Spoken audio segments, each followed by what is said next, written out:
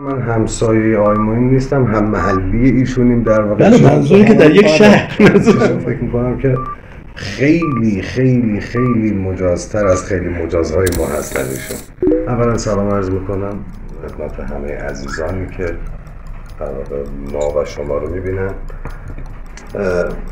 اول اصلاح کنم، من همسایه آقای معین نیستم، هم محلی ایشونیم در واقع. بله، منظوری که در یک شهر نه اصلا بیشتر از یه شهر، توی محله در واقع کارگیجک آلانیا. ایشون هم همونجا منزل دارن و البته همسایه واقعا هستن. همسایه یکی از هنرمندای به نام کشورمون هستن که الان از هنرمندای مجاز داخل کشور اونجا در واقع همسایه هم توی ساختمونن.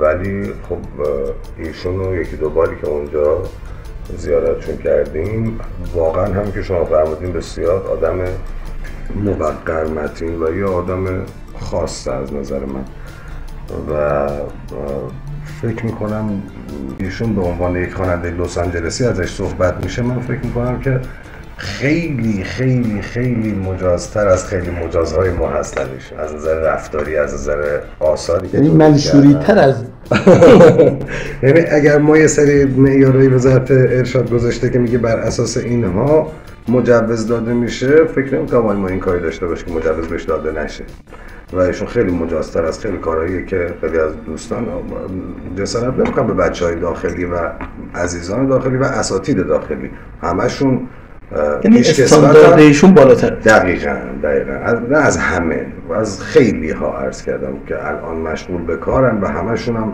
محترمن و کارشون ارزشمنده، ولی خب ایشون قطعاً لول بسیار بالاتری از خیلی هایی که الان دارن مجاز کار میکنن دارن و واقعاً به نظر من جای ایشون خالیه تو اینکه بیان در واقع تو کشور خودشون با مردم خودشون تعامل داشته باشن، اجرا داشته باشن، مردمشون از نزدیک ببینن، مردم نخوان برن پولشون رو تبدیل به ارز بکنن تو ایام حالا عید نوروز یا زمانهای دیگه هزینه بکنن به کشورهای دیگه برن که بتونن ایشون از نزدیک ببینن و صداشو بشنون و کنسرت برن.